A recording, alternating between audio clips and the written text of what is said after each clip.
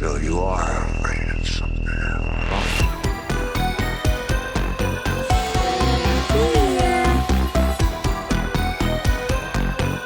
go a little mad sometimes.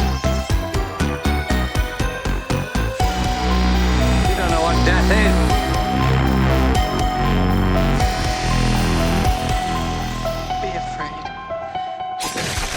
is. This is not a test. This is your emergency broadcast system announcing the commencement of the annual Purge sanctioned by the U.S. government.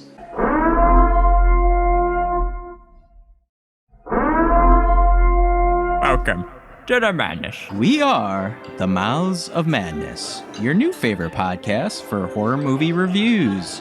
We're coming to you live tonight from the Dungeon of Doom and our Purge soiree. This is our episode 30 on the 2013 The Purge. My name is Kevin, and as you heard, the annual Purge has commenced.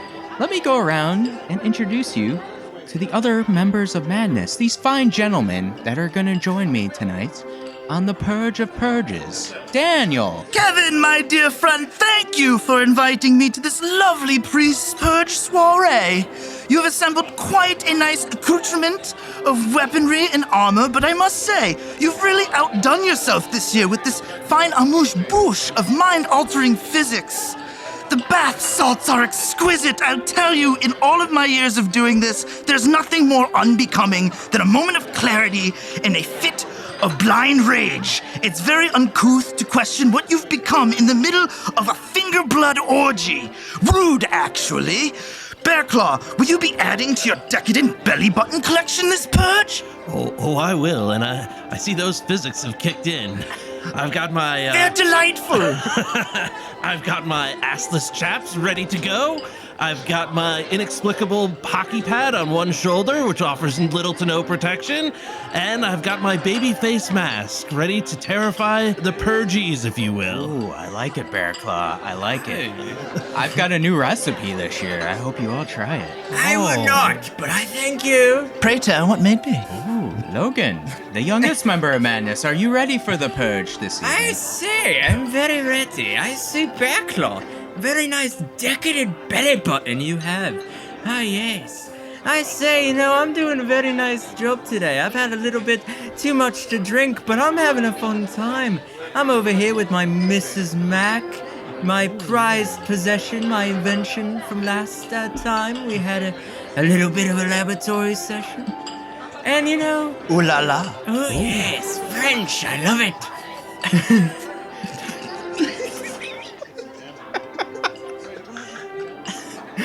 I say, Mrs. Mack can speak over 40 languages, some of which I don't even know. But you know what the fun thing about inventing is? I think the French tickler is legal on Purge night. I'm pretty sure it is. It's all legal, Bearclaw. It's all legal. No, it is definitely a class 3 weapon. It's allowed. Yes. I say though, Mrs. Mack is getting a little hungry. I shouldn't feed her after midnight, otherwise she might You know what? Let me go over that again. Let me do that again.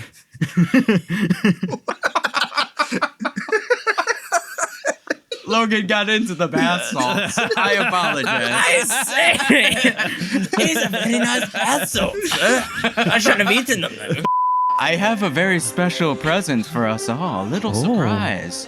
Our good buddy Nicolas Cage has offered his services to protect the Dungeon of Doom tonight. Oh, wow.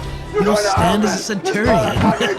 Nicholas, would you like to go outside? Hang on, let me grab the door. Nicholas, what are you gonna do? What do you think I'm gonna do? I'm gonna save the fucking day. Then come on, okay? I say, I had a rather extreme amount of bath salts in the last 48 hours, and I think I need to go to the emergency room. There are a lot of other great horror movie podcasts out there, but what separates us from the other ones is that we're going to be giving you the older versus younger generation perspective.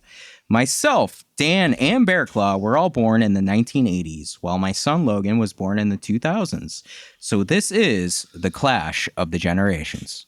Without any further ado, grab your Purge masks, pull up a chair, hold on to your straitjacket tight, and let's dive into the madness. We watched The Purge from 2013. It was written and directed by James DeMonaco. Now, DeMonaco was inspired to write the script for The Purge after him and his wife were almost killed by a drunk driver. Oh, really? Yeah. I didn't realize there was a backstory to it. Yeah. Kind of crazy. His wife, in anger, said, "I wish we could all have one free one per year," meaning one murder per year. So he Check took out that. his wife there for a psychiatric. Well, check she out. was upset. I mean, yeah, somebody hits your car, you want justice, and Murder's a little too far. that vigilante spirit comes out. I ain't Batman in this bitch. Well, initially he received a ton of negative feedback for his script, mostly being told that it was very un-American due to the themes of violence and gun control. Oh, yeah, I do say that is rather extreme. That's a rather radical script. Yeah. However, Jason Blum eventually came across the script and took a chance on it. This is one of Blumhouse's first movies. Do you know a few of the first ones that Blumhouse had done? They did a bunch of a bunch of them. Boogeyman. Really? No. Was it the Babadook? Was that a Blumhouse one or no? Not before this, yeah. When a stranger calls? Insidious. Insidious is one, my good Insidious. man. I knew that one. I knew that. There's a bunch of Blumhouse horror movies out there, aren't Yeah, there? but what are the ones they did right before The Purge? Because this had come like right at the beginning of Blumhouse's This was like the success. first, I remember looking this up when we first watched it, but I don't remember. I'm gonna any have of to the cheat movies. and look up because I know that Blumhouse No did a lot of cheating is stuff, allowed. but- Well, I have the answers. This is America, Bearclaw. You can't cheat. But he wants the answer. He doesn't want it from Well, I don't want it. I don't want your secondhand nonsense. It's like when I'm going to the primary source. it's like when somebody doesn't know the name of somebody, and then you're like looking it up for them, and they're like, "No, I don't want to know. I want to do it by myself." That's what this is. Except the thing is, he wants to look it up. I'm willing to hear your answer, Kevin. I want to hear it. all right. The big one is Paranormal Activity. Oh, of course. That was yes. actually a crazy, scary movie when I saw it. I remember being scared when I first saw it too. Yeah. It Just was- like yeah, the it was idea of different. like your wife like standing over you like while you're sleeping. Wait, like a murderous intent? or murderous intent. And I don't that know. doesn't- I'm kinda doesn't into that. scare you. If you don't wake up, I mean, It's better than a. Well, I was gonna say a stranger, but no, a stranger would be better. A stranger would definitely be better. I would definitely like punch a stranger. Yeah, before I punch my wife. Your wife, there's a little gray area. I mean, till death do us part. Logan had mentioned the other one, Insidious, and there's one more, which is Sinister, which also stars Ethan Hawke. Man, I always get Insidious and Sinister. Like those two movies just mold together in the Insidious one is the movie one for with the me. red door. That's the one that. Yeah. I never watched it, but I always saw the trailer with the red door, and I was always freaking terrified of it as a little kid because I'd be like, "Holy shit, this is some dark stuff." And I never liked kid horror. Kid horror can be scary. he did a Halloween movie. Yeah, he did the 2018. Yeah, and the kills and the He did Ends. The Invisible Man 2020. Yep. Oh, and he did Black Phone. Yep. They've done Wow, a bunch they've of done them. A bunch of them. You know what they're really known for is taking like these small budget movies and making the most out of them. That's true. This probably didn't have a big budget. Well, this stars Ethan Hawke coming back from Sinister as James Sandin. He was a friend of Jason Blum and agreed to the role for only initially $10,000. I feel like he's one of the good guys in cinema, just because I know he does like a lot of like indie stuff, and he takes chances, Yes, exactly. Didn't he do like that rom-com series they did like over like 20 years or something like that? The grown up Sunrise or yeah. Sunset. Boyhood or Oh. Yeah, that's the one. Yeah, the Sunrise Sunset trilogy, like that whole Yeah, trilogy. like When the That all Sun- took place yeah. within 20 years, and he okay. signed on to come back like each year. So like obviously he is Ethan for the Hawke's cinema. he's one of my favorite actors. Yeah. He's so cool. Training Day. I mean, Yeah. He's a great actor. He is good. he's really creepy in that Black Phone. I haven't He is. seen that yet. Yeah. It's like uncanny because he's usually the good guy. Yeah, he looks like a good guy, and sometimes that makes the best bad guys. Yeah, it was very hard for me to like deal with him being a bad guy. Well, it's like Heretic, like when we watched that with the With Hugh Grant. Hugh yeah. Grant. Like he looks like a nice guy, but in that he definitely wasn't. Yeah.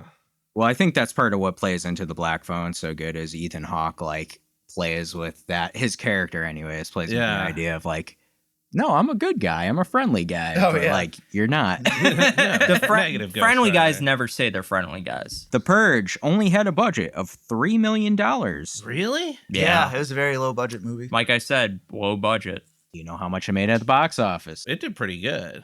I don't know. It definitely made a I'm ton not giving off of any it. hints. Okay. Dude, is this one of the movies that didn't Um, have a box Um, office like no, last no, time? no. Oh, This no, did. no, this a lot of the got a Purge lot movies didn't, of, but I think this did. Yeah, this did for Publicity. sure. $3 million budget. I'm gonna go $50 million. I'll go way more than that. I'll go like 100 million. I'm going in the middle with like a solid 75 mil. Logan's the closest, Wow. although he did go over. It Shit. grossed $91.3 Wow. million. That Nice. Wow. Ethan Hawke. It's The Purge. He gambled and he won.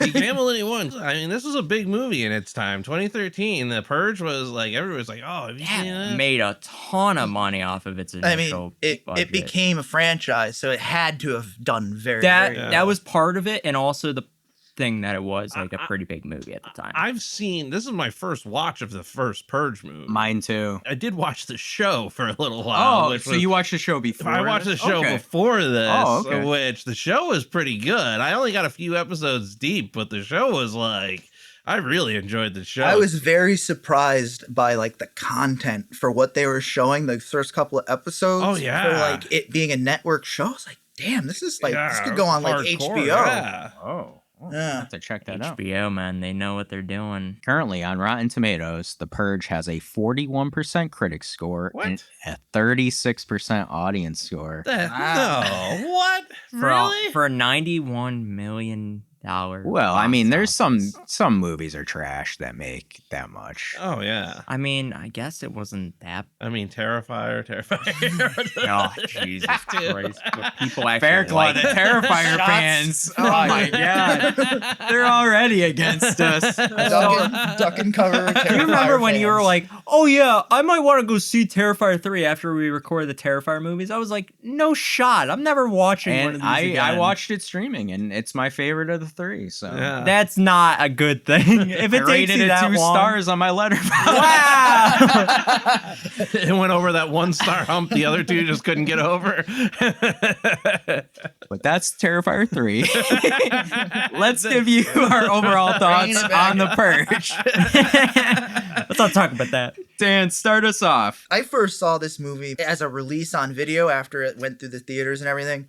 And I kind of agreed with the sentiment of the critics and the Rotten Tomatoes scores. Like, I didn't really find this movie all that great, but looking at it like 10 years later, I really enjoyed it. It's a great action-packed movie. I think it's about how civil society should treat their most vulnerable and downtrodden. Like, it's like definitely a class issue type of movie where, like, all crime on Purge night is disproportionately impacts the poor and most vulnerable. That's evidenced by like the primary target in the movie is a homeless military veteran. Yeah. And like, so like the Purge is basically like this 12 hours of punching down on less fortunate Oh people. yeah. Actually, absolutely horrific conceptually. Yeah. But I think that's the funny thing is how like the through line of everything is just birthday cake and lemonade in the opening Yeah. and everything. And like, I think the Sandins are like the perfect foil. Like, they live in this upscale subdivision neighborhood. James works for and has installed in his own home like the best security systems money can buy. Yep. And in many respects, they're benefactors from the Purge. They Yeah. believe in this Purge. 100%. Well, they said like before the Purge, like they lived in some shitty apartment. 10 years ago, we could barely afford rent. Now we're thinking about buying a boat. Now he's thinking about buying a boat. Like, Yeah, the Purge provides, man. yeah. And it acts as a buffer. They can afford to shelter in place versus being subjected to the horrors of the Purge. Yeah. In their eyes, like, it could never happen to them. Yep. Yeah. And in the reality is, it's like one false move and you end up right in the thick of it. Yeah. They're forced into having to choose violence for the sake of survival and essentially obtain a lived experience akin to the people that are hunted once a year that they sold out for good vibes. Yeah. I think the villains in this movie are awesome in how they convey like this normalization of senseless violence. The villains themselves like make you go, what else is happening out there? Like the acting. Oh yeah. Yeah, like it's You're just, only seeing a piece of this world. Right. That's why the it's a TV grain of sand. Yeah, that's why the TV show was so like crazy in some of the ways, because it's like, oh, okay, here's these other stories that are happening Here's out what's there, really like, happening. Yeah. and how does it, and like some of the things the show addresses that are kind of neat are like, well, what's happening in the corporate world? Like, if you want somebody's job, are you hiring an assassin to go get them on Purge night? And It's almost like Frank Miller's Sin City, where the environment itself is alive. Is a character. Yes, Yeah. very much so. I think for that in itself, like, pretty cool.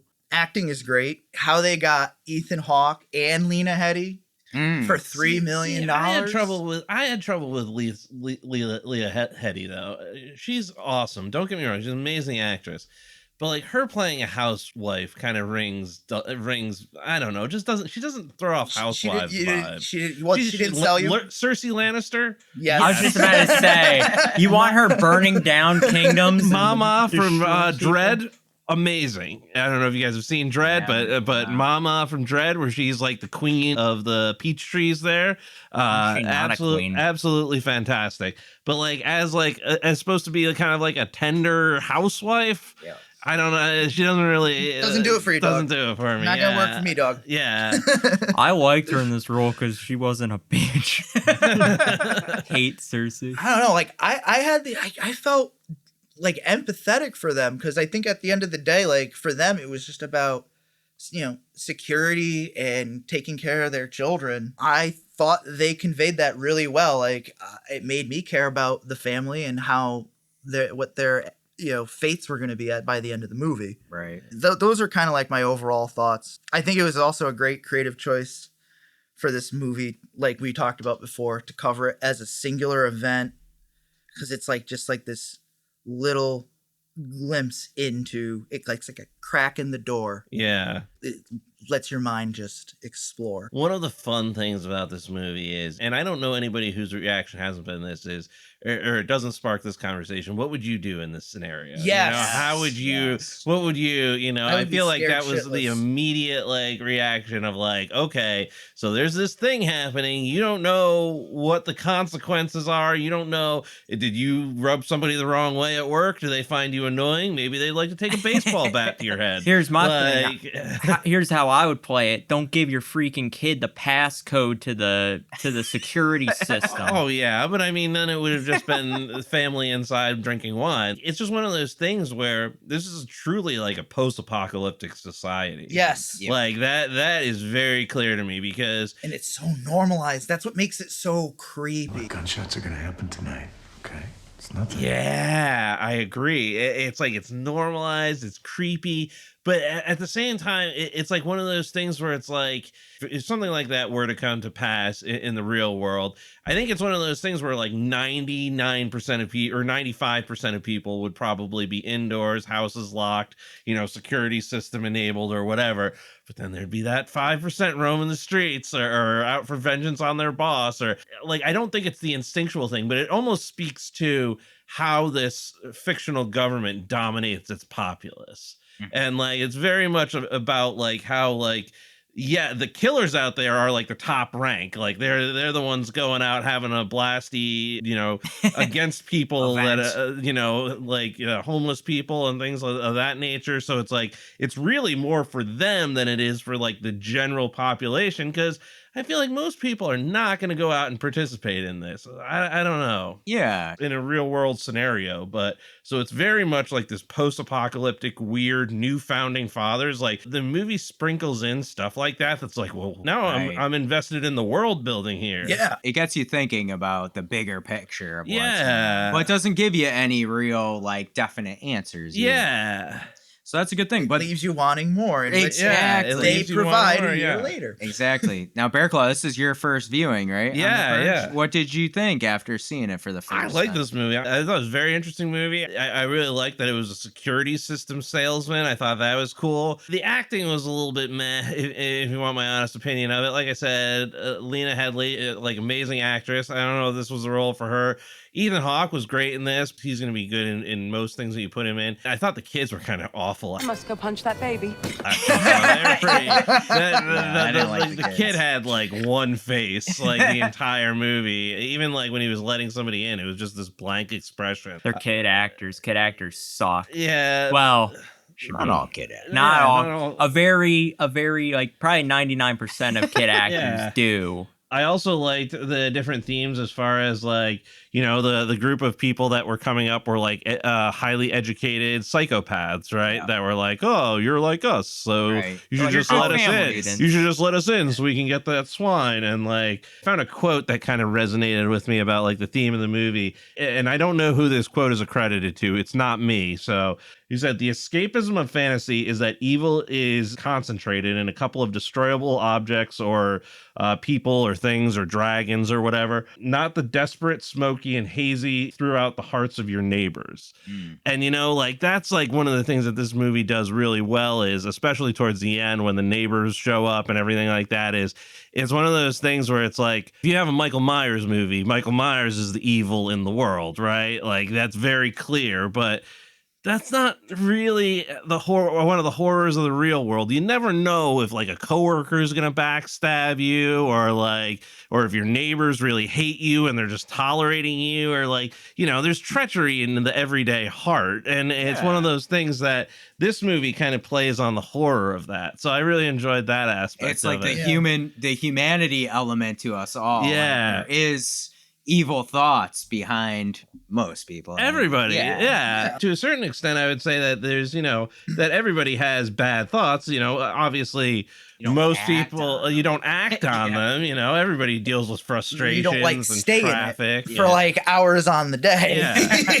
I feel like this would force you to stay on it though, because you'd be like, "Oh, I can't wait to get my vengeance But on." isn't that part of the idea with why the purge is good? Because it is a purge. Like it gets those evilness out of you, and you're okay the rest of the year. Everything's cheery. I feel Allegedly. I feel like the most fanciful part of this is that everybody's okay the rest of the year. Like you're telling me that people wouldn't have vengeance or wouldn't want to have vengeance or something. I want to know how the hospital system handles all of this the next day. Yeah, I don't think they handle much. I think They're they just pull up like box trucks and throw bodies. Yeah. in, pretty much. It's funny because I watched it with Logan, and Logan was asking the same thing. Like, so wait a minute, they just do this one day? Like, it doesn't make sense. Like, there's no other murder. You know what's funny is I would always watch. I remember, I don't even know what the name of it was, but my friend was really into it, where it was like a bunch of puppets, and they would like go around and like do stupid shit like with the puppets on like YouTube and stuff. And they did one where it was horror like puppets. No, it was like normal puppets, like normal puppets? everyday puppets. Yeah, some like Nintendo puppets and stuff. There was one where they did the Purge.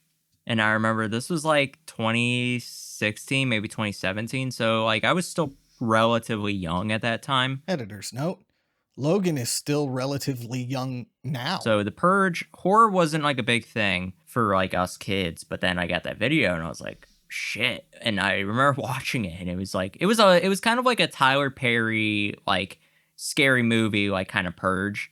And I remember at the end, they did like the end was like the Purge commenced and all that stuff. And he's like, oh, so I can go now. And he's like, I'm not going to let you go. No one's going to know about this. And it's like, that's how it ended. I'm like, holy shit. Like, so when we watch this, I'm like, I guess that is true. You don't really have to like, you could just do it. No one will know about it. But like, that's always the thing of like, so that's just it. So now everyone just gets to go home and live their lives and do all this stuff. And it's like, we're just supposed to be okay with that. You just like, you're supposed to see your neighbor who like tried to Who just trying to kill your Yeah. family, Or better yet, you killed their spouse. Yeah, That's true. That's true. I think for me, this was my first watch on The Purge, and I had always seen too, like Logan was saying, videos with. It's very Purge. resonated with a lot of different shows. There was like a I Rick and wonder Morty why. Purge episode. They are purging the out of each other. Oh yeah, they did do a Rick and Morty episode. Yeah, there was a Rick and Morty Purge episode. There's been a bunch of things that mention the Purge. It's a very culturally strong concept. It is. of, I wonder like, why. One day where I'm just allowed to be an absolute animal and like get vengeance on all those who have wronged me and I have perceived have wronged me. He who makes a beast of himself takes the pain away from being a man. Yeah, the old Hunter S. Thompson. I'm gonna go after quote. that barista that spelled my name Yeah, wrong. spelled your name wrong. Clearly a death-worthy offense. Yeah, I mean, I've seen the images. The artwork is cool, obviously, with the masks and everything associated with it. So, like, I've seen it for like a long time, but I've never been like, yeah, I want to check this out. And I think a lot of it is like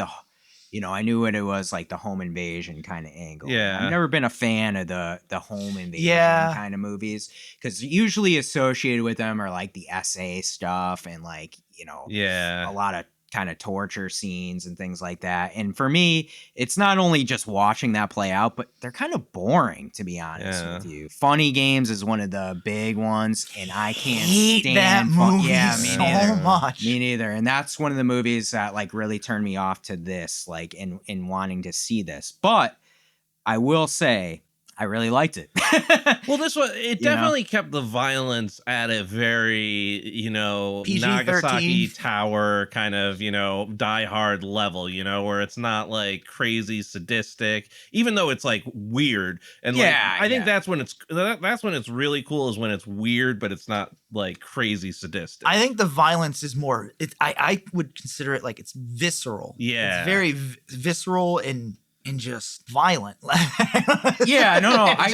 The whole idea is a violent idea, right? Yeah. But you don't have to watch it all play out in front of you. Yeah. The idea, you're using your imagination, seeing those security cameras of clips here or there playing out. Like, I feel like the way they mix the sound in it, like the gunshots sounds like everything brutal. sounds so powerful and brutal too. Right. They really use the soundscape to me to convey that intensity. I think what that works into is the thing I love about this, which is the tension built. Yes. There's a lot of quiets, and then juxtaposed are those big gunshots and like, and you have the doors slamming down and when they come to take the door away and things like that. And then when they actually get into the house and you have screaming and anarchy. Oh, yeah.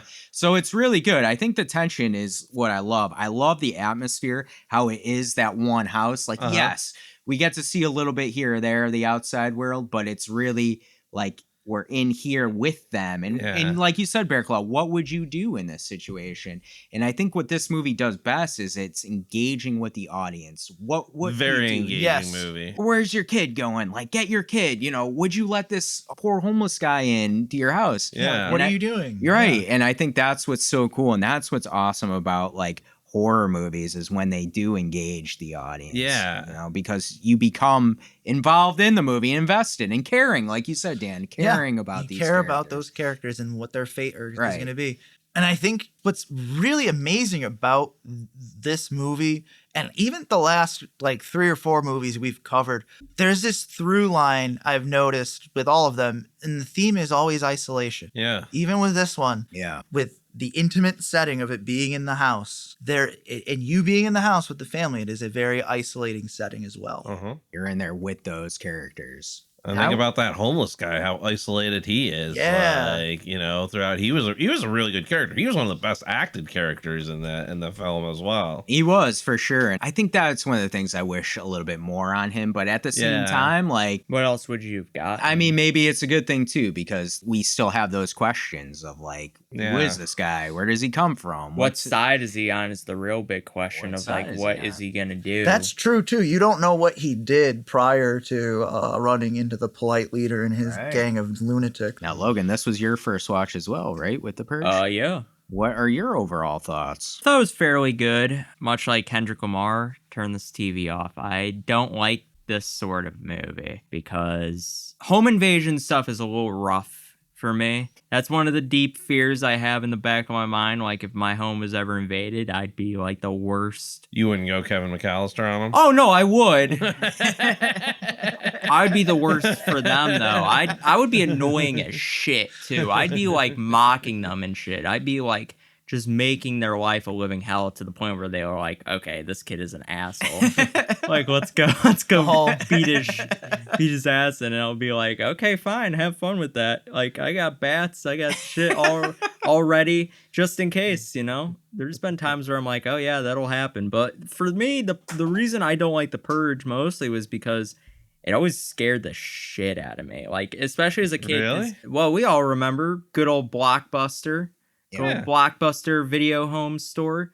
And I remember there was a DVD of The Purge, and I remember looking at it, and on the poster was the mask of the creepy cult guy from this. Yeah, those masks were pretty chill. Yeah. Dude, I was scared shitless. Like, I couldn't sleep all night because I would always just like be like, oh my God, he's gonna come to my house. And the play one took the mask off, wasn't any better. Still pretty it looked creepy. exactly like his face.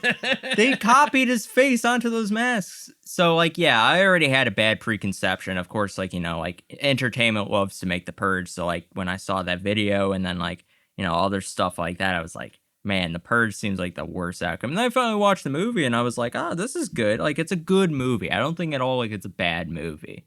Like, there's very good actors. The kid actors aren't great. The kids kind of pissed me off a little bit. Like, stop running away from your parents. Like, there is a stranger in the house. Like, stop. We're about to get taken down by these cult leaders. Like, we're not safe right now, so stop running away. But, like, the tone is really good. It's really, like, it feels like it's the end of the world, and, like, everyone is kind of just, like, waiting for their untimely demise, like, just waiting for it to happen, because they're at their wits' end with a lot of this stuff. The atmosphere is really good.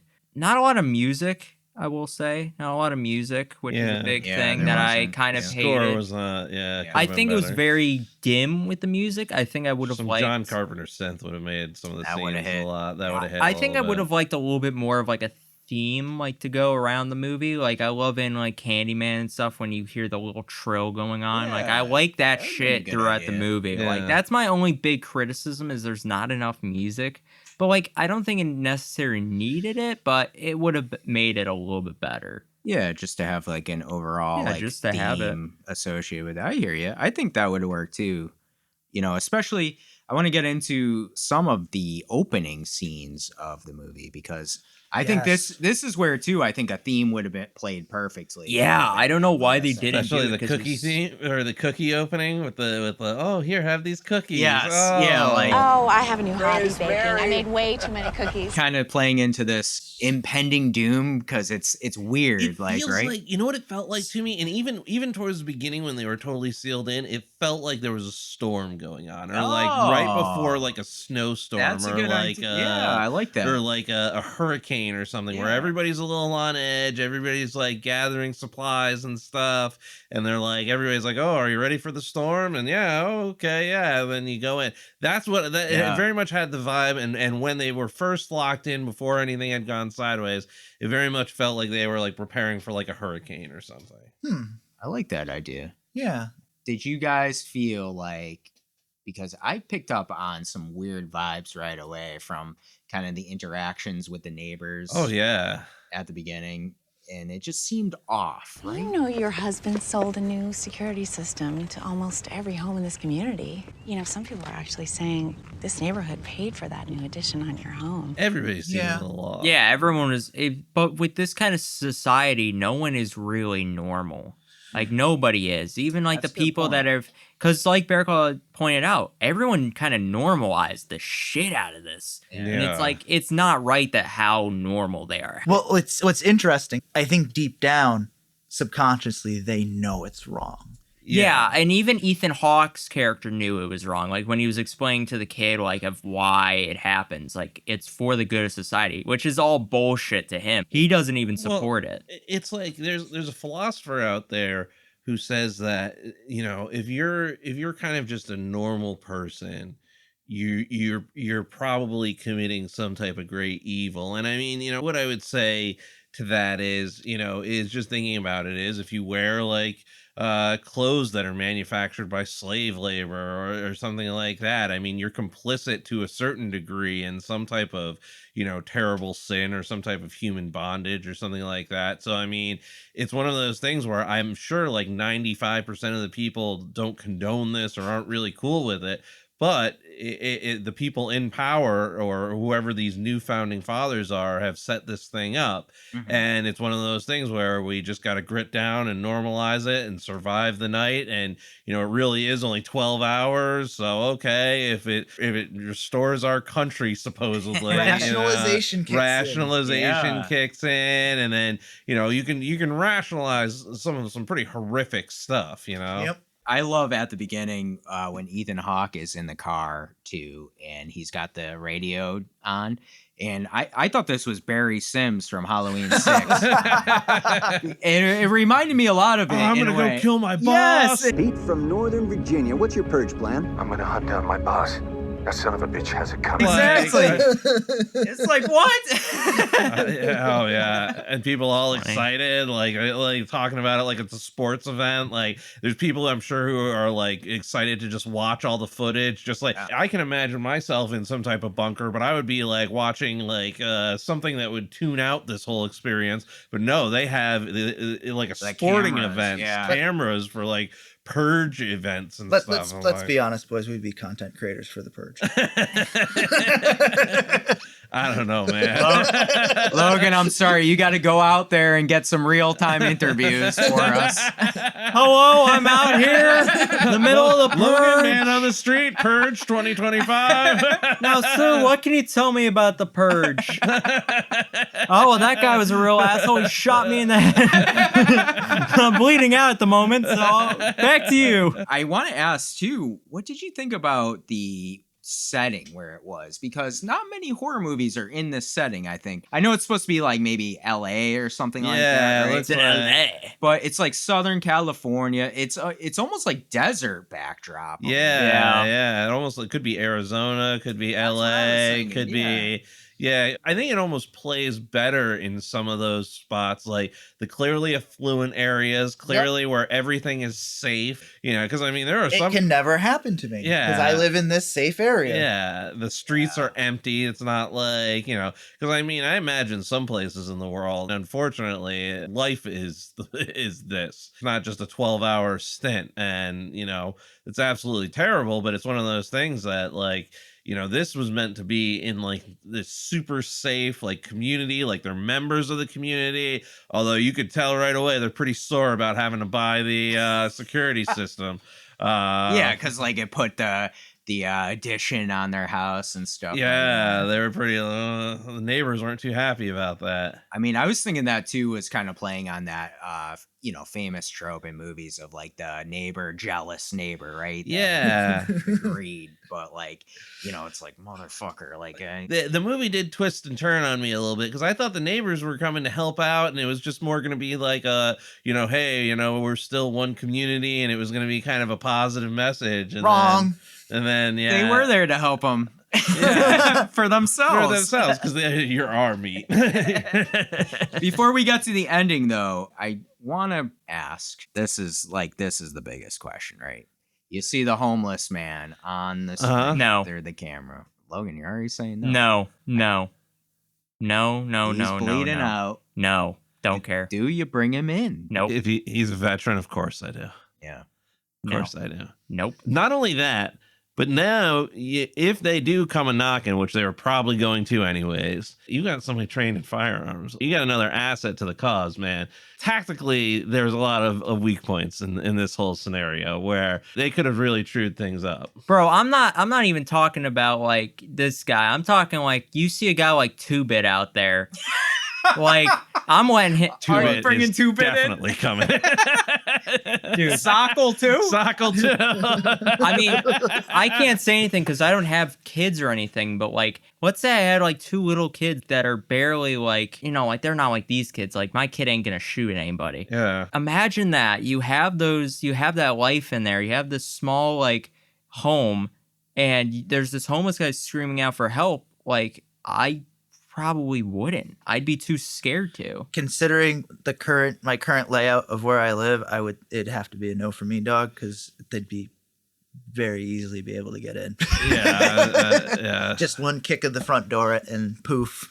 I think it's a hard question to ask. Yeah. And I think that's what the movie does. That's really done well. Like, again, what would you do? How do you handle that? It's all about our humanity. Like, what would we do to save who we love? Like, it's kind of like the trolley situation. Like, would you save 5 people or like to spare 100,000? Yeah, to spare 100,000, you have to like give up the person you love. Like that's basically what they're asking. So you're helping this poor homeless person, but you're also risking the lives of your entire family. This is so wrong. We don't have any other choice. We don't have a choice. Don't touch me. Okay, look at you. Which one would you do? And I have to be the one who makes the hard decision. It's a hard decision. It's a hard decision. Because he is armed to the teeth, though. And let me tell you, the one thing I found very unrealistic about these movies is, like, if those cultist folks, or the Plight Man and his crew there, like, even if they were real psychopaths, I mean, they had no fear of death whatsoever. Like, they were running around laughing and, like, I'm sorry, but, like, I don't know. That's a little far. Because, I mean, I think of myself in more of a Wyatt Earp kind of situation, which, like, there's 11 of us and you only have 6 bullets, and it's like, yeah, but 6 of you are going down and you guys get to pick which 6. You know what I mean? Like, I hear you. Like, there's not too many people that are gonna have the cojones to charge armed people. I hear you, but I think they set that up where the idea is James, at least, he doesn't want to resort to the violence, or whatever, until it's forced upon him. When the homeless man is in the house and he has to try to get him back out to the cult of whatever they are. We keep calling them a cult, but I mean, they probably are a cult. Yeah, you're right. They're 100% a cult. They have cult of Thorn. They have crazy women like that are just like dancing. Well, they even have religious, because they're like, oh, I'm gonna cleanse your soul or something like that. I want to absolve you of your sin. Like, Jesus Christ. Like, then again, like, you know, we say that we would save this guy, but then he also held his daughter at gunpoint. That's the reason why I would. But he really couldn't trust. I mean, that was the other dynamic. They were coming for him. Yeah, that's the other dynamic too. Is no one could trust each other too. Like, how could you? I don't know if you. I mean, you got to check your insurance policy and see what it says, because, you know, your wife might start getting fun. I'm not saying you, Kevin, but or anything. I'm looking at Kevin, but I'm saying, you know, just in general, I feel like there's very few people you can trust. Like, for me, that would play into my decision, because how do you trust somebody? I wouldn't trust even if they seem like they're hurt, right? On your security camera. Or maybe if you have a brother and the inheritance is between you, for your parents' stuff is between you and your brother, who's to say your brother doesn't want to just coming off you? Or maybe he wants the inheritance, so mom and dad were stop 1 and then you're stop 2, you know? Yeah, I mean, and that plays into, like, how do you know this isn't a ruse that somebody... That's why I thought it was at first, because when he was, like, screaming out for help, I'm like, okay, but, like, you came to, like, a very weird part of the town where it's like everyone is not gonna. I think he was brought to that part of town. He was, yeah, I think so. Yeah, because he's homeless. I think he was captured and was probably like a part of a game situation. It was part of a game, yeah. Oh, it's kind of like that movie, The Hunt or whatever, where rich people would surviving the game. Surviving the Game with Ice-T. That was a sick movie. That was a good movie. Have you seen that movie? I haven't seen it. Did you want to see Dr. Cox from... Gary Busey's in it. Gary Busey's in it. Dr. Cox from... that seems like Scrubs. Yeah. He's one of the hunters, and Ice-T is the prey. Yeah. Or the hunter. I don't know. The movie depends. Perspective is everything. Perspective is everything. What's your thoughts on the polite leader and the cult? We talked a little bit about, not the cult, or like maybe they are the cult. I don't know. You don't like him? I hate that dude, man. I couldn't wait for him to get his shit rocked, because, like, I thought he was diabolical. One of the points where things really, like, the skirt moment of, like, things going sideways is when the guy was behind him, like, oh yeah, we're gonna come fuck you up, and then he just shoots him in the head. And he's like, I did that to my friend. Just give us the homeless pig, you fuck! Sorry about that. I don't condone that kind of behavior. But just keep in mind, Mr. Sandin, he was my friend. And you are not. Right. Yeah. Right. Imagine what I'm going to do to you. I like how he's like, I don't condone that. I don't condone that. He had very Joker-esque vibes. to Yeah. him, didn't he? Like, Not the good Joker. I don't know. He had kind of Heath Ledger Yeah. vibes a little bit. I no? thought he had a little bit more of a Jared Leto Joker going on. My understanding is that the director casted him because he thought he reminded him of Charles Manson. And a lot of the Purge cult people are based on Marilyn Manson's cult itself. Like the women dressed all in white. That's You mean Charles Manson? yeah. What did I say? He's Marilyn Manson. Yes, Charles Manson. Beautiful people. Yes. All the beautiful people. I heard, you know what? I heard that too. That's a really cool thing. I think that they, Oh, yeah. that they kind of mirrored that right Yeah. after the cult thing. What's your thoughts, Stan? Did you like the polite leader? I did. I thought he Yeah. was. Yeah. What a great villain. He is a great villain. Like I love villains that are cunning. Like Yeah. he's very cunning and very like he's a psychopath, but like he keeps a calm demeanor. It's very Hans Gruber with the whole thing. You Yeah. know, like, oh, okay, well, if you're going to do this, then I'm going to do this. So you choose. I'll be back in 20. If you don't deliver him by the aforementioned time, we'll release the beast on him and on you. And we can enter any home we want. You know? He did have like hostage negotiations, like Hans Gruber a little bit. Give us the swine, or we. I wouldn't He's like, call him I cunning. respect you, but don't get it twisted. I will rip your fucking throat out. I did this to my friend. Right. I liked him. I don't like you. I thought that this was another kind of issue I had with this movie. I wanted to see more of the polite leader. Like, I think we got enough. Yeah, you do. I think we got enough because the big thing in this movie is you can't trust anybody. Mhm. My big thing for this movie was always like, I knew it was going to be the neighbors. From the very beginning we saw them, from the very beginning when the wife met them, I knew it was them, and then they nodded to it multiple times throughout the movie where they were like, oh, they're having a party tonight. I didn't know they were having a party. Grace said she wasn't having a party this year. Well, just thank God we weren't invited. She's nice, but wow, she's annoying. And they're hunting. I never heard of them going hunting before. So I was like, oh, shit, they're going to break in.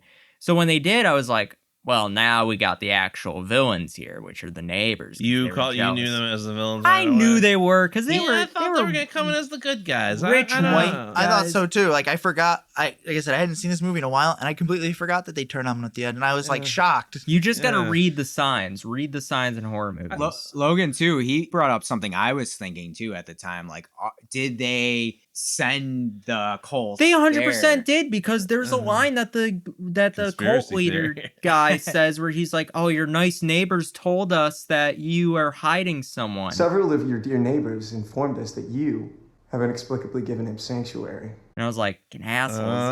Oh. Sent them The over neighbors here. did send them over there? Yeah, there's a line Yeah, where the, he the says, neighbors did point You him know in what? that direction. Now that I think about it, they did. Yeah. So we knew that they were going to turn. So that was the reason why I was like, no, we got enough out of him, because he did the big thing, which was kill Ethan Hawke's character. And I think that's like the big plot of the movie. Was the entire movie is based around him, like how he's reacting to things, how he is resulting to this different tendency of violence, and then he finally changes. Originally, when I watched this, I was like, okay, so a guy who believes in America, believes in it, ends up becoming like the person who turns against it. Does he believe in it though? He says that he believes in America. The guy who says it, but obviously is like bullshitting just because he's safe. Because I think if you believed in it, you'd be out purging with your fellow Americans. I don't know that I would say he believed in it so much as he's kind of he saw the sold good in out, it. essentially. You know what I mean? Yeah, he he's sold sold out. 'Cause Yeah. he found a way to profit from it. And instead of taking a moral stand against it, he just kind of went with the flow. And That sent a lightning bolt to me, Bearclaw. Yeah. I was thinking of They Live, kind of like yep. selling out with the aliens. Yeah, being like, he sold out with the aliens because he's like, we can profit from this. One thing I wanted to mention too is I really liked how the security system failed, and he's like, it's not 100%. It's just supposed to be more about active deterrence than anything else, and it's like, You sell these security systems. What do you mean you don't know? We have tested the system. It works 99% of the time. It looks good. It's strong. People stay away. Of course. Of course. Oh, you found my one weakness, kryptonite. We were saying like when the power goes off, or like Yeah. this could be a generator, right? Like Yeah. could you imagine if all of a sudden all the shields went off? It's like we didn't even try that hard. Right. I think why this movie works so well is because it feels tense. Like you feel like a little bit of a hole in your stomach, like a little bit when you're like watching this whole go down. As soon as the TV announcement is one of the coolest things too about this movie, with like all emergency services are off and everything like that. There's just something that opens up in the pit of your stomach, like nobody can help you. Nobody's coming to help. Police, fire, and emergency medical services will be unavailable until tomorrow morning at 7 a.m. Again, back to that isolation. That's like the ultimate isolation. Society melts down on this one night a year. There's no society to lean back on. Society gets to be sick for 12 hours. It's just you and your iron and then figuring things out like that. So I want to talk about the ending to The Purge, and specifically the twist of the neighbors wanting to kill the family themselves. I know we had kind of mentioned a little bit before, but what are your thoughts on the ending? You know, I kind of thought that the neighbors were going to come in and they were going to be kind of like good guys. Right. I really didn't see the twist coming of them being like, oh no, we wanted to kill you. I mean, I kind of thought that there was some tension there, but I thought that was going to be kind of like a red herring or like, because there was the whole cookie scene and, oh, you got rich over security systems with our whole neighborhood. But I thought that was just going to kind of be a red herring thing, and it was really going to be like, you know, we look after our own kind of moment. But oh, okay. So you thought like the setup was like to throw us off, and then they were gonna be like, you know, oh, we're still one neighborhood, but nope, no, that definitely took a left turn there. Didn't go in that direction. So, which I thought was cool too. It was also like made up for like a brutal final scene where like she lets them live after trying to kill her and her children. Like.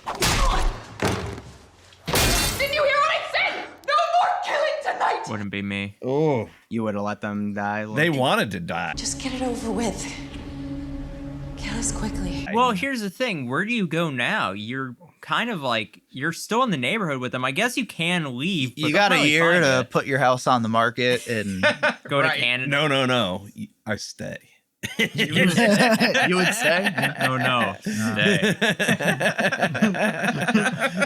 Just passively aggressively mowing your lawn. Oh yeah, just looking over there. Just playing heavy metal music till all Purge day. You guys watching the clock?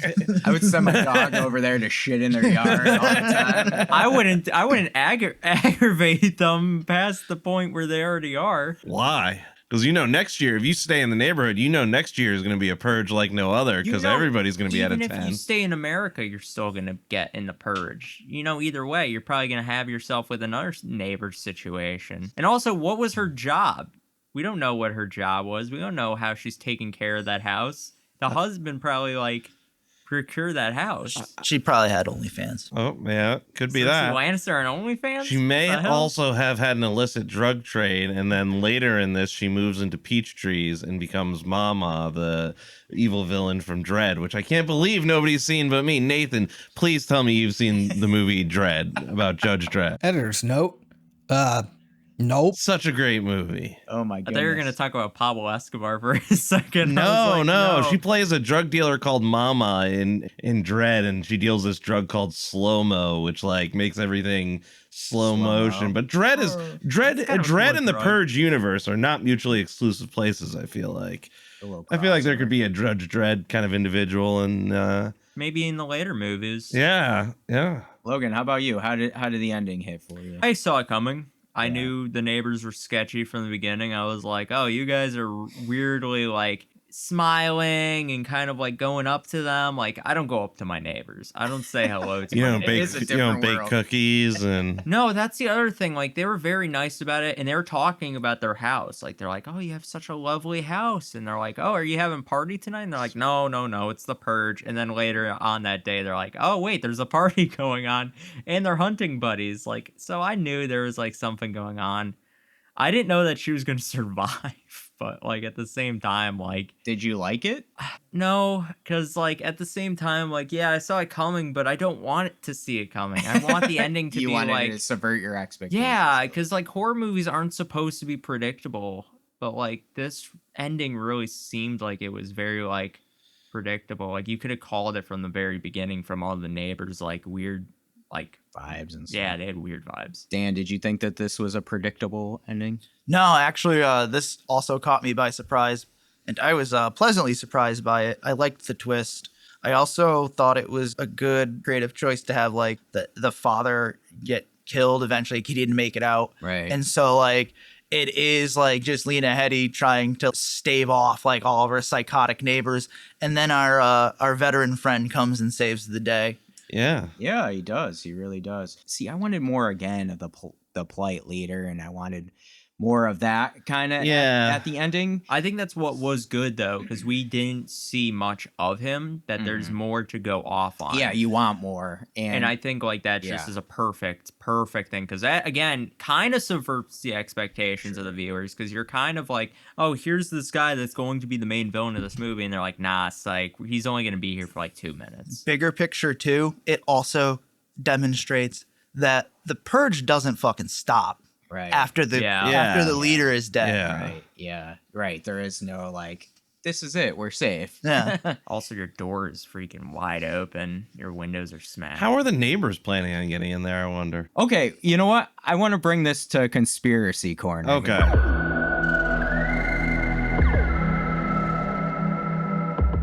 Because this is something I've been thinking about too. Did the neighbors set this up for the polite leader and these kids to come to this house specifically with the homeless veteran and play this out so that they could get inside? Yeah. Or did they just take advantage of the situation at hand? Both.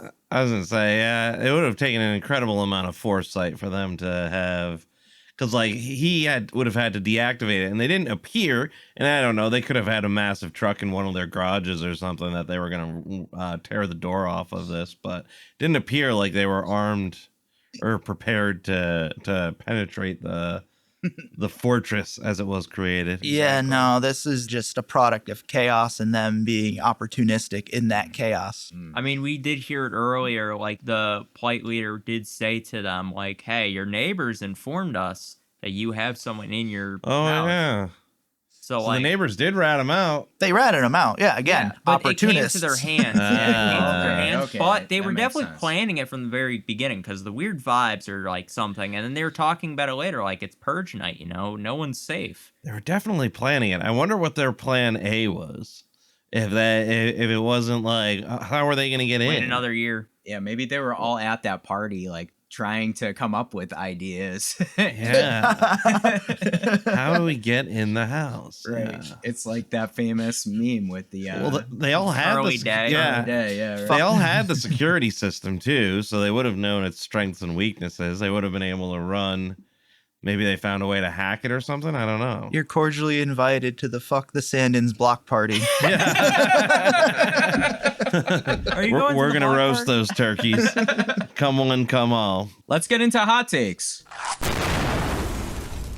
I want to start with my initial hot take here, in that I think that The Purge, this movie specifically, was set up as a part of a franchise idea. You know, this movie was made for $3 million and made a ton of money. And I think like the writer really had this whole vision play out, but he knew that this is my chance to kind of showcase what this could be in a small setting with small money and turn it into something like it is now, really. Oh, yeah. You know, with the multiple movies and the TV show. I just think that like that was kind of the idea behind this first movie. Yeah, it's kind of like a teaser. That sounds pretty accurate, because I mean, they really went a long way in setting up a mythology around this world, especially with like the new founding fathers and the prayer that they kind of had before they were going to kill the family. America reborn, you know. Blue flowers were something like Yeah. having flowers was like a representative support of the Purge, like on like your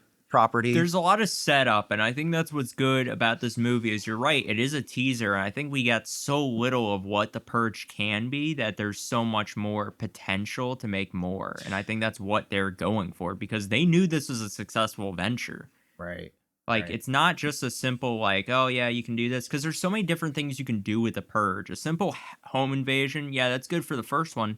And then more go on, and you could do multiple things. Like, I know, like, multiple movies have done different themes and different, like, venues and different, like, people around it. It's just, like, very different from this one. I said this earlier, too. Like, again, it harkens very much to the idea of, like, Frank Miller's Sin City, and where, like, the Purge event itself is a character, and you're like exploring the hallways of its mind, each like outing. And like in the Purge show, there was a really good storyline about this worker who was looking to get promoted, but she needed her boss to get killed. But her boss was like, and this was like at the high level of corporate America. So like the boss had like all these like bodyguards, but she hired this like hardcore like assassin who trained all year, and like this was her like the only day of the year she went out was the Purge, and she had a list of people she had to take care of and price points and stuff. It's like it just opens itself up for like this whole mythology. Everyone's playing the game. Everyone has their own motives and reasons for why they are doing purging. Right. Exactly. There's so much more to tell. Yeah. Any more hot takes? One of the hot takes that I would have, and I don't know whether this is a hot take or not, but the educated people and the good people in this America are like truly like the psychopaths have taken over. To make it to even that level of society in this world, you've got to have something a little crooked. Like they have really taken over and normalized just a complete lack of human empathy. Yeah, I think that's a valid point, because it's like the humanity in these people is not there. It's unfortunately, like Childish Gambino says, this is America, man. That's just how it works.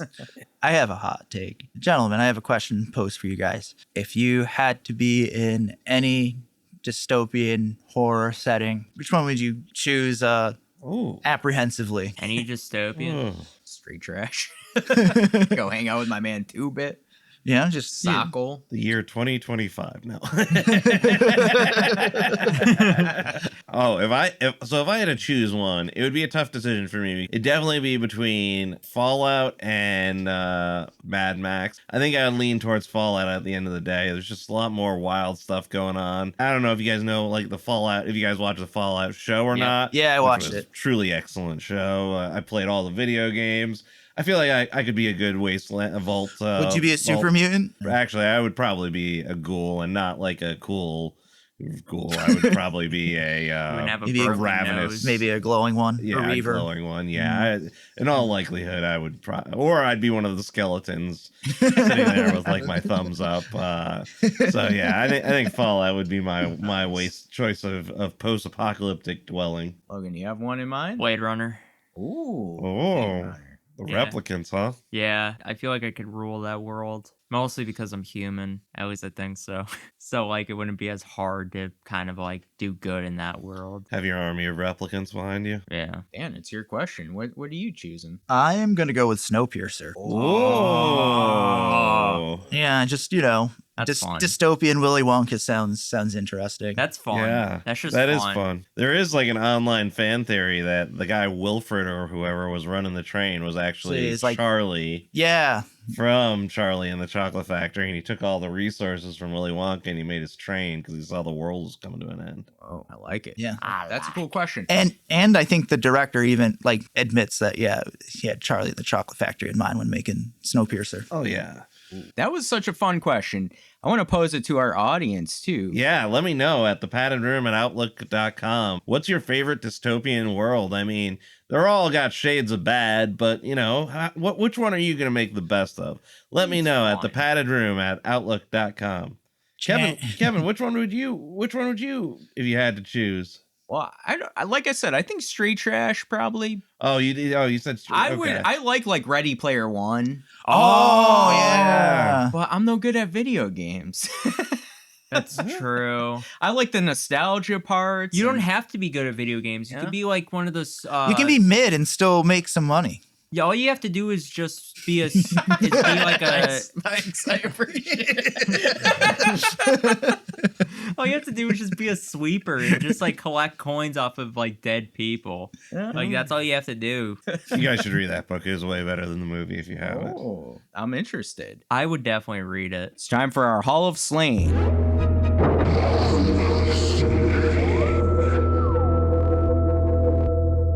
We have to nominate some characters from The Purge to our Hall of Slain. Those are characters that have died in the movies we've reviewed that would help us get through and survive a horror movie because we are the final girl. Are there any characters from The Purge that you think we should induct? I would like to put forward the Plight Leader. He's a villain. But he dies. He's a victim of the Purge. He would kill you instantly. Right. Fine. We can't control him. He's out of control. I want the guy who goes after the wife there in just like sneaky fashion. I'm just saying he looks like sneaky guy. We're not picking the villains. We can't. I'm trust just saying these he guys. looked put together. He seemed calm under pressure. Oh. He seemed like a man with a plan. He had resources at his disposal. Killed his own friend. He was very, very put together. Snappy dresser. He killed his friend. Yeah, I put forth Mr. James Sandon. You definitely want someone on your squad who has a fortress and is packing heat. Surgeon with the shotgun. Yep, and that was brilliant. He's packing heat. He's the Temu Bruce Wayne. We can afford to have him. Oh, yeah, I like it. All right, James. I second. All in favor, say aye. Aye. Opposed? Abstentions? I'm good with it. All right. James is in. Here. Bland ass. Gavel sound. It's time for a hook, line, and stinker.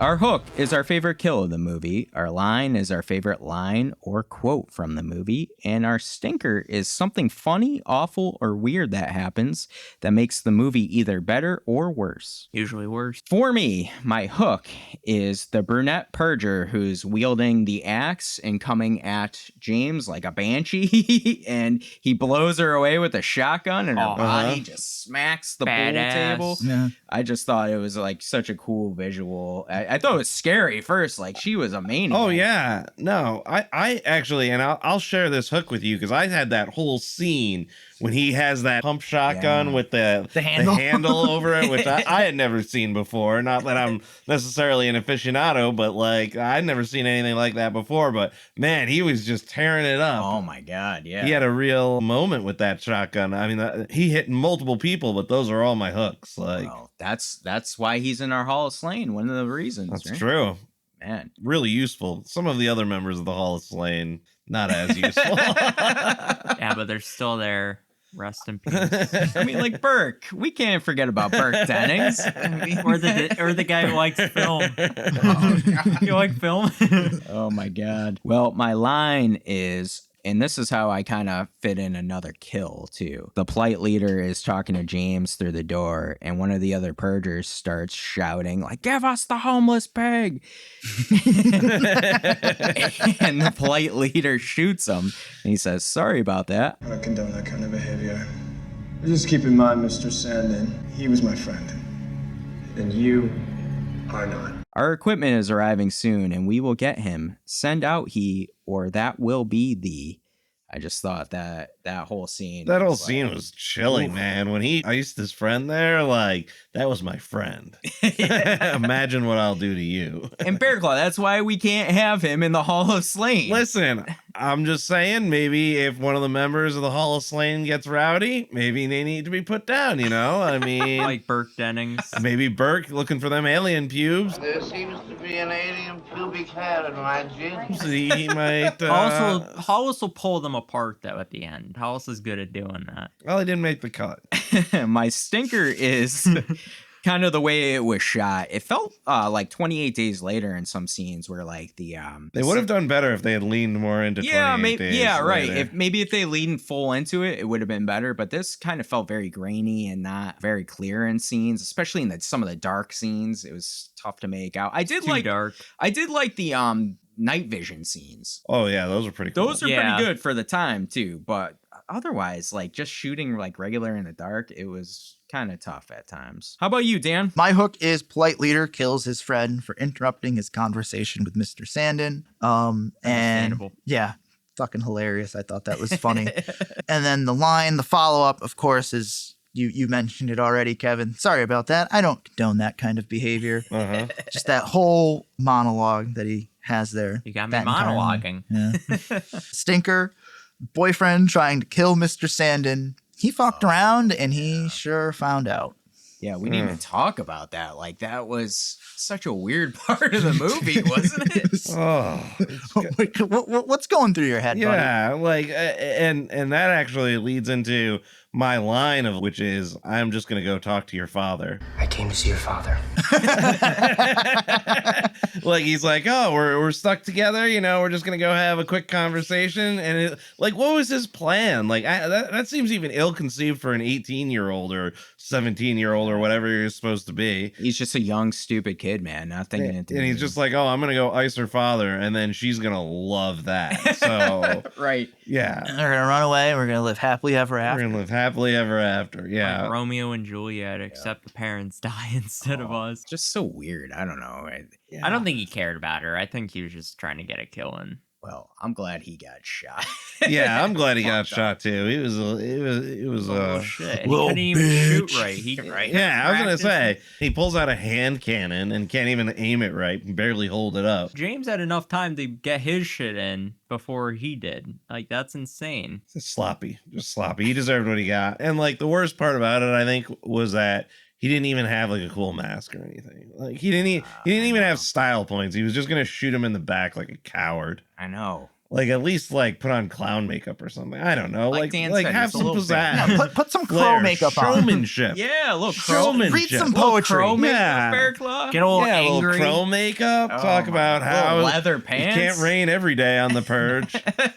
You know what's funny? I did just see the other day that The Crow is now on like Hulu or something. The new Crow? Yeah, it's on like Prime Video or something. Now you can watch it for free. So there you go, Bearclaw. You can watch it. The new Crow with good old Skarsgård. Free is far too high of a price. Well, Kevin, I think I know what I'm going to be picking for my next pick. Oh, no. You shot me. I learned about this all day today. There's actually the cost of my time of watching the movie. It's an opportunity cost. The opportunity cost is far too high. Hey, honorary mention for The Crow, though, for the best line. I shot you. Yeah, you did. Like the worst. We're not on that episode. The worst shit ever. Did you give your stinker, bro? So my hook was when he rampages with a shotgun. My line was, I'm just going to go talk to your father. And my stinker for this movie was, I think my stinker for this movie was some of the missed opportunities that it had. I don't know. There was just some cool stuff they could have done. I know it was on a budget though. So, and some of the acting was not the strongest in this movie. Even like some of the scenes, I think they could have, like Ethan Hawke was solid, but like the kids were kind of real one note. And like, even like when crazy stuff was happening, they were kind of real deadpan about it. Like, I don't know. I just didn't see that. The acting was not phenomenal in this movie, but it was a high concept movie. I think a lot of people did really good too. I think a lot of the like neighbors were really terrifying. I wish I got a little bit more backstory on the veteran too. Like what did he do, or So those are my stinkers. And I've got honorable mentions too. My honorable mention for a line is, "Blessed be the new founding fathers for letting us purge and cleanse our souls." America, a Nation Reborn. Like, that's crazy when they were saying that prayer. Yeah. Like, creepy stuff, man. Stupid bitch. I hate that fight later. His mask shape was the same. the shape neighbors as- were the ones that said the new founding fathers thing, though, right? Because they were standing around them. Yeah, they did. Oh, I yeah, hate that neighbor guy. I hate that. I hate the neighbors. I don't like the plight leader. I don't like any of the villains. Logan, what's your hook, line, and stinker? So for my hook, I do have the pinball machine. That was awesome. Where he was smashing their heads. Yeah, some badass shit. He's going John Wick. It was like the mom in Gremlins. It was. Dude, it was literally the same thing as the mom in Gremlins. Like, you don't expect this person to be as badass as they are, and then they show up with like a shotgun or something, and then they just go He had to protect full on his Rambo family. mode. Oh, yeah, man. My line is, Now get the hell out of my house. I do have an honorary line, which is, You know, he should have cut off his own penis. Zoe? Zoe. Eating dinner. No Yeah, penis. come on, Zoe. It's There's a little not. funny. And Charlie, don't encourage him. I like that line a lot. I like that whole dinner scene. That whole dinner scene was really good. My stinker. The parents don't even care about their kids. They just run around the house while the stranger's just lurking around. Or when the cult takes down the house, but they don't even care. And why should they? The parents don't either. Dang. These kids are just running around doing... Well, I got to be honest with you. I might need some time apart after I'm potentially about to be shot in the back by a boyfriend of my daughter. No, I'm talking like, about... I'm not saying I wouldn't care, but I'm just saying maybe some time to I'm apart. talking about the process things. son. Why was the son just running around doing whatever he wants? Maybe take out my frustrations on a couple of invaders with my fucking shotgun. Yeah, exactly. You know. Yeah, I mean, I felt Daughter's boyfriend tries to kill me. I did feel like Gonna it was have a a little nice dinner. weird. It was like there was no urgency, like with the trying. That's to find what the I was daughter. thinking of. Like, they were just trying to find the stranger. They didn't even care about, oh, yeah, our daughter's out there. Like, what if the stranger has her? Like, that kind of stuff is just, like, dumb to me. And then your son's just running around, too. It's like, what are you doing? You're, like, the worst parents. Dang. And the best parents. Also, would you have your kids, like, trying to chase him down, too? Arm the kids. I was gonna say, I gotta be real honest with you. If I was living in this world, and in my experience, you're either trained or you're not trained. Yeah. And if it was this world, everybody would be trained. Everybody would be. We'd be having family, purge training weekends. That's a drills. fair point. That's a fair point for sure. And I was thinking about how I would redesign the security system of the house. And if somebody was able to get in, let me tell you, there's a very easy answer for that. It's called pepper gas or tear gas. Yeah. Because let me tell you, Mustard gas. you go to Code Zeta. Yeah. Which is in your plan book, and everybody knows, all your family knows where the respirators are.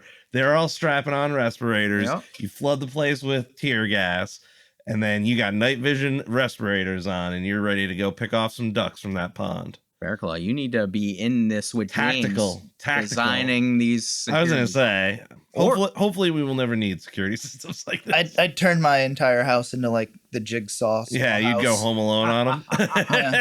Turn my house into the... You'd be the evil Kevin McAllister. Dang. I would do the same thing from both of you guys. Like, just trap your house like Kevin McAllister style. Or you need, like we have, Nick Cage defending. us Yeah, from the Nick Cage outside. defending the Dungeon of Doom. All right, we're on to our final rating. They're gonna rate the movie. What will they rate the movie?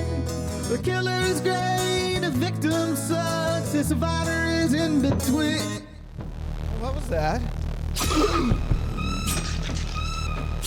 Our final rating system is Killer. It's our highest rating. It's awesome. We would highly recommend it, and it is a must-watch. Survivor is our middle tier. It was a good movie. We would probably recommend and has some rewatchability. And finally, The Dreaded Victim. It's our lowest rating. It's a bad movie. We do not recommend and no rewatchability. For me, I am going to rate The Purge a killer. I was between Survivor and Killer a little bit on this, but I think because I'm really not a fan of home invasion movies, and this one really stuck out to me. I think it does do something different because of the tension and suspense that it builds throughout. The twist at the end, the polite leader was awesome. I think, too, that this movie really kind of made me want to see the other Purge movies. It does do a good job at, like, presenting just a snippet of what this world could be or this franchise could be. So it really got me wanting to see more.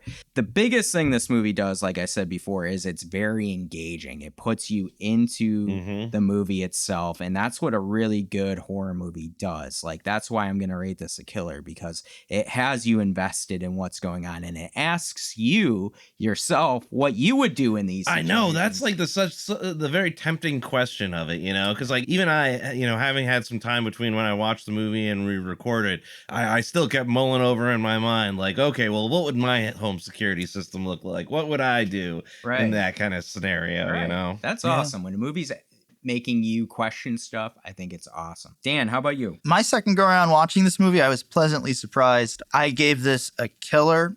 I think it's an awesome concept. I think it's aged well over time. I love the social commentary, and I like how you can contextualize it with modern society. I like that the stand-ins are a microcosm of the true horror of the Purge, and you can imagine like what that bigger world looks like. And I think with that, to your point, like this is a franchise that's an anthology, but it doesn't bill itself that way. It doesn't come across that way. But when you take a step back out and you realize like all the different types of movies this is an anthology franchise.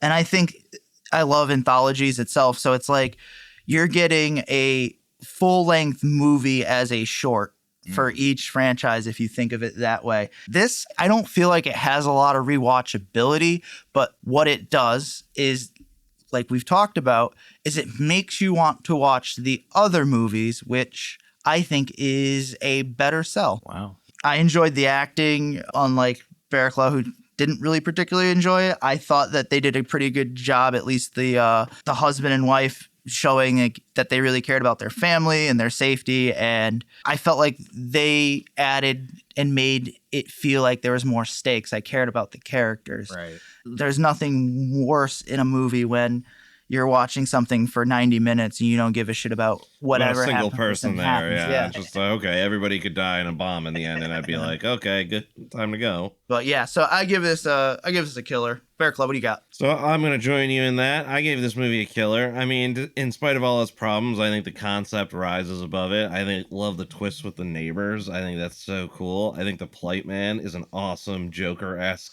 kind of villain. I think there's a lot of weird stuff to this movie that makes it awesome. It kind of is the doorstep of walking into this world. I can't wait to watch the other movies and then watch this one again. I think that'll be a fun exercise. That's a good idea. Yeah, that is a good idea. So I mean, that kind of gives it its rewatchability right there. Is I might, you know, once I dive deep into the Purge world, I might want to go back to the classics and see this. So it's something that's very iconic. I don't think you could talk to anybody and say, hey, oh, we should do a Purge or even like, and they wouldn't know what you're talking about. So I think it's pretty iconic. I think it's a fun watch. I think it's one of the rare movies that does a home invasion in kind of a better way without, you know, sadistic nonsense or anything like that. Sure. I think it's appropriately violent for what's going on. So yeah, I think it's a killer. Logan, finish us up. I have to give it a Victim. It wasn't my kind of movie. I'm not really into home invasion movies. I don't think I was ever really like into it as much. I don't think it hit like second gear as much as I would hope. It was very predictable. Yeah, there were some good parts, like the acting was pretty good. The kid actors not so much. The villains are really good, but then again, like that predictability was really bad. I could just say like what was going to happen in like the first 20 minutes. The film was like, it just looked really like dark, and like there was just not enough like good shots. Like there was no cinema, you know, like I don't know, like it didn't work for me. Don't work for you, brother. It's good. I think like it does have me want to watch more of The Purge, but I think it's because of I don't like this kind of movie, but I think I would enjoy a movie outside of home invasion angle. That's fair. Well, Nathan, our producer, also gave his rating, and he said the politics were fumbled pretty hard, and the main villain is a cross between the Joker and a frat boy member of the Young Republicans, which True. is more annoying than scary. Despite that, I didn't hate this. It's a reasonably fun and suspenseful, if a bit bland, home invasion flick, and I'm going to call it a low-tier survivor. P.S. If it had just been an hour and a half of the security camera footage of the bad guys doing weird shit outside, I'd call it a 5-star killer. You really like the cult, huh? Yeah, I mean, I like that stuff too, for sure. We also asked you, our audience, for your thoughts on The Purge. So let's check our Instagram, and that's at mouths.of.madness. Kate L45678. I enjoyed it. Some frustrating choices by characters, but 6 out of 10 for me. K_Scanlon653. Good, not great. Ranks right in the middle of the franchise for me. 321 Ghost Pod. I've never seen this one, and it's partially because I'm not actually sure if it's horror. I think it is horror, though. Like, I think it is. Yeah, I don't see it as not horror. Yeah. I think there's enough happening in this movie where you could make a pretty solid argument it's horror. I don't know what else would it be if it wasn't horror? Like a thriller, I guess, or thriller. Thriller's still horror though. It's still got ties within horror that it's like, I guess like they're saying it's an action movie. Like thriller and action just don't bode as well as thriller and horror. Frederick Williams _media. This is one of the scariest movies of all time because it is showing you the future of America. But you all think it's just a movie. It's a future true story. Just the idea of the movie alone makes it not an American movie. So forget about the actual story. It's the idea behind this movie. Again, one of the scariest movies ever made. The Geek Collector 15. Great film. Twisted Soulmates podcast, unique yet original, definitely the best one. Melanie _St. George, I only liked the first one. After that, they just kept making too many. The first one was so good because it was a different take on a home invasion, a new concept. Dissect That Film Pod, I don't think it gets enough credit for what it did to the home invasion subgenre.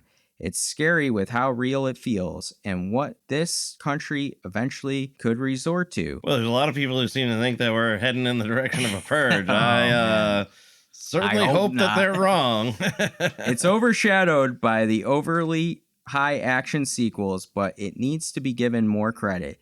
It may not be the best, but it was a great start to a wild franchise. For sure. Yeah, I agree with that. And finally, from friend of the podcast, Modern Monstrous, I hated this movie for the most part because of the boys' empathy and absolute lack of self-preservation. But then, isn't that the point of the movie? When you're faced with your own safety and risking it for someone else's, what are you supposed to do? I love this movie now, though, because it makes you ask that question. And it's not a typical home invasion movie. Instead of just making you scared, it's designed to make you confront your morals and behavior in extreme situations. I think the rest of the movies lose that magic, and they also don't have Ethan Hawke zaddy. Hard eyes emoji. Do you know what a zaddy is? What's a zaddy? I've never heard that before. I know, I haven't either. I thought it was a typo. Here's the Google answer. A sexually attractive man, especially an older one who is fashionable or charismatic. Oh, he's a zaddy. I'm gonna have to start calling myself a zaddy. No, you're not a zaddy. Maybe other people. Yeah, I was gonna say you're not old. I don't know. Oh, I'll take that. That's a compliment. You're not sexually attractive, no matter what. Everyone. Thank you all so much for your comments. It seems like everyone's kind of all over the spectrum on the rating for The Purge, but that's awesome. A lot of people seem to like it though. I think it did. It did well in the theaters. Before we end the episode, we want to embrace the madness. Oh, yeah. And let you all know what we've been up to. I want to give a special shout out to Spooky Chicks and Horror Flicks because they wrote a nice blog on Valentine's Day titled Love at First Fright. 7 horror podcasts were crushing on this Valentine's Day, and they included your boys, the Mouths of Madness. Oh, man. Thank you so much. They choosed us. Yes, they did. Like a train. Yeah, we really appreciate it. They are an awesome podcast. Please go check them out. They have an Instagram, and that's at Spooky Chicks Horror Flicks. Please go to their website, though, if you're interested in checking out the blog at spookychickspod.com. Again, we really appreciate us being mentioned. You know, we have some great ones on there, like Did You Get That on Film, who we're good friends with. Yeah. Katie Afraidy, who we love. So that's really cool to be in with some of those awesome podcasts. For me, I've actually been listening to The Prodigy, the band from the 90s. Do you guys remember them? Oh, yeah. Where's my bitch at? Oh, Bearclaw. Bringing out the classics. You can always count on you for that. Fucking up the classics. It's Smack My Bitch Up. Smack my bitch up. Where's my bitch? That's okay. Close enough. Close enough. I remember there was some gentleman who had weird hair and he ran around. I don't know. Yeah. I don't know. He was a bit of a fire starter. He was a bit of a fire starter. I was talking to one of our friends on Instagram, and they had mentioned they went to see The Prodigy recently. So I was like, whoa, I haven't heard of The Prodigy in years. I got to listen to him. I love the song Breathe. It's my favorite song. Nathan, could you put a little bit in there for the audience just to listen to? No. Go check them out if you've never heard them before. Because I think they're pretty cool. I love how whenever we talk to Nathan, we all kind of look up a little bit like he's some external tormentor above us. Like, It's like a new girl where he's like looking up like to his mom. we're just rats in his maze. Editor's note. Oh, Bearclaw, you have no idea.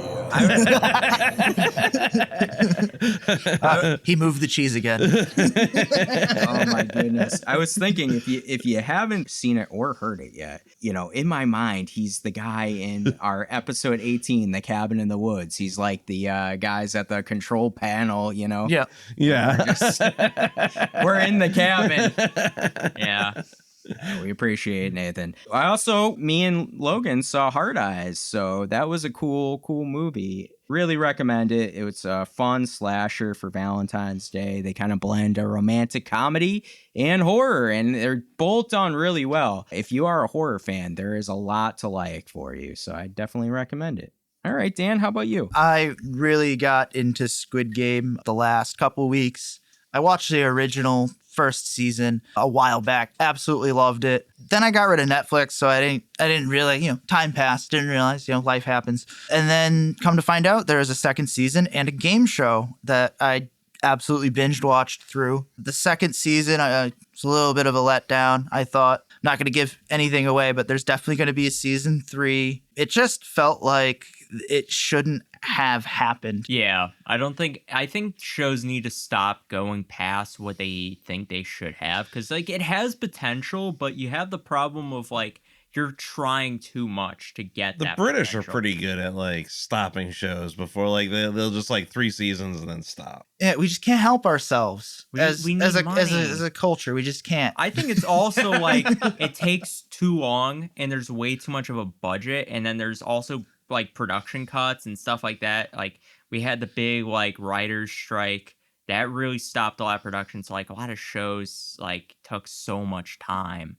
Like Stranger Things is one of the shows that's been like so long and it just won't end. I ducked out of that show. I ducked Till, out of it season 3. Second season, I think I was. I ducked out of it episode 1. The first season was the first season was pretty good. I liked the first season. I think the second season is probably like one of my favorite seasons of a show since like True Detective. I went through the second season. Oh, that's so good. I thought the game show that they did was actually a lot better than the second season. It was way better. I found gotta myself watch more this game show. entertained. It was so good. What's crazy too is I was reading some backstory on it, and like they do the red light green light game, and they edit it so it looks like people are standing still for like maybe 2-3 minutes tops. They did as soon as it hit a red light, they would be in place for like 50 minutes, and like if they moved, they lost. Like they still kept it. So like a lot of people, like they did it in a hangar, so it was like really so like people were passing out and shit. Like there was some production nightmares. How close do you get? Where's the line? Yeah. How close do you get to it being a game show to being a recreation? I mean, I guess you're not slaughtering people, but still Not killing them, No. straight up. Oh, I have to take a look at the game show. It's on Netflix? Yeah, Okay. yeah, it's very interesting for sure. I would definitely watch the first season of Squid Game just just because it's so good. Yeah. Like, even if it, like, you don't need it for setup for the game show, but just because it's so good. I've been reading The Shadow of the Torturer by Gene Wolfe. It's part of the Books of the New Sun series. It's definitely like a post-apocalyptic / medieval / like eldritch horror, Lovecraftian, but at the same time it's very goth.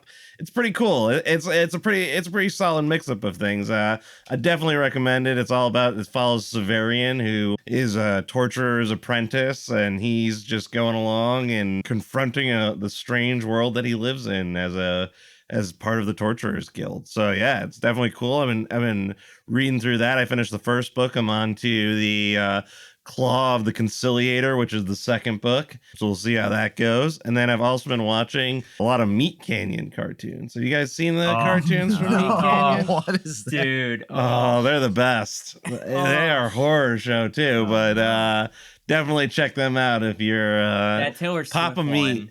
Papa Meat does them. Where's this on? YouTube. All right. Papa Meat does them. Papa Meat, he's like a YouTube commentator. He's pretty popular. He's like our age, but he's like a very popular YouTube commentator, but he's also an animator, and he does these pretty twisted animations. Dude, it's so bad. Like, it's really like it's his latest really, one was You're really selling it to me, Logan. It was on watch this now. Ozempic. It was pretty good. Yeah. Oh, I'm saying for him, because I don't think he will like it, but me and Bearclaw, and Dan probably will. Like, I think we would like it as more than, I don't know. It's Definitely if you're into body horror. It's a big body horror thing, but it's all animated, so I'll check it out. Logan, how about you? Have fun with that, man. I'm not going into that. I've obviously started watching Invincible season 3. Really good stuff. I didn't like the last episode, but that's whatever. Season 3 definitely kicked off with a bang, and I think like it's a good show. I think I've missed the superhero stuff as far as like new stuff, maybe like not just like, oh, let's do like an MCU movie or like a DC movie. I want something like that's a superhero movie, like The Boys or something like that within like a separate thing. Something outside of DCU and Marvel. Yeah. We went to go see Captain America, and that was like really good, but like at the same time, Invincible's just on it's on a level. Have you ever read The Dark Knight Returns? Yeah. If you're sick of superheroes but still want superhero stuff, The Dark Knight Returns, a Batman comic book, but it's pretty different. I think it definitely like influenced a lot of the Batman movies we see now, like especially the Dark Knight movies and the new Should have Batman. influenced them more. Yeah. Well, I can't go too much with that. And then I've watched a couple movies here and there. I've watched Companion, the very new movie. Oh, I can't wait. I want to see that. Yeah. Oh, it's so good. Jack Quaid is perfect. I'm a huge fan of Jack Quaid now. I think I can safely say I think Jack Quaid, you put him in a movie, it'll probably be good. He's really good in The Boys, and he was great in this. You're going to see Novocaine? Probably not, but if it goes on streaming, maybe. I think I just don't think I would go to see that because that feels like more of an action movie. I like him using like the horror kind of genre. He's also good in Scream too. I forgot he was in Scream. Yeah. I watched Longlegs, the new movie on Hulu. Sick movie. Awesome movie. Still again like top 5 movie of last year. I think it was really good. It's like Exorcist meets Silence of the Lambs. Yeah, I think it was just really Nicolas Cage, or boy Nick Cage. Yeah, I saw it too. I thought it was really good. Except for the ending. I didn't like the last part of it, but otherwise I really, really enjoyed it. And Nick Cage, our boy, I mean, great performance. Can't go wrong. And then, of course, I watched on Apple TV The Gorge. Miles Teller and Anya Taylor-Joy. Getting a lot of talk right now. I really liked it. I think it was really good. The practical effects were really good. The music was really well done. I think it was just a really kind of cool... I like horror movies when it has just 2 actors that kind of take over the movie. Like Sigourney Weaver's also in the movie, which is pretty cool. Nice. But I like those kind of movies. Like there's a really good movie out there. I'll probably talk about it next time because it has to do with a little bit of the Leprechaun. But I'll say that for next time in case you want a recommendation. All right. Well, if you haven't already, please subscribe to the Mouths of Madness on your favorite audio platform and YouTube. If you've enjoyed your descent into madness, we really would appreciate it if you would rate us 5 stars and leave us a review. You can find us on Instagram at mouths.of.madness. We have a great YouTube channel where we have an exclusive video podcast called Straight Jacket Talk. You can check it out now at Mouths of Madness. Finally, we have our email address. Write to Bearclaw at thepaddedroom@outlook.com and let him know how you're spending the purge. Let me know, if you're deciding to go out and about on the town or whether you're going to stay tucked in at home with the loved ones. Well, that does it for our review on The Purge. We'll be back soon with another episode, and we're going to be reviewing a movie we've made many, many references to in the past, Leprechaun 5 in the Hood. So spend your St. Paddy's Day with us. But until then, back to the padded room with you. Oh man, what a great purge we had tonight. Oh my god. It was nice getting out there, spreading my legs a little bit. I'm so glad I was able to wear my Leslie Vernon mask and use my side this year. What happened, guys? Why are you talking like that? What? Did the purge happen already? Oh yeah, you unhinged in a way I have not seen before in the past, my friend. Alright, you are in bad shape. And I say that because look at me. I look like shit. Oh my goodness. Oh, Daniel, well, there's always next year. I'm just so sad I can't wear these chaps to work on Monday. I know, Bearclaw. Wait, seasonal. Do you hear that? Is there a knocking at the door? Oh no, what now? Oh, it must be Nicholas. It must be, yeah, let's go let Nick Nicholas Kane. back in. Hold on.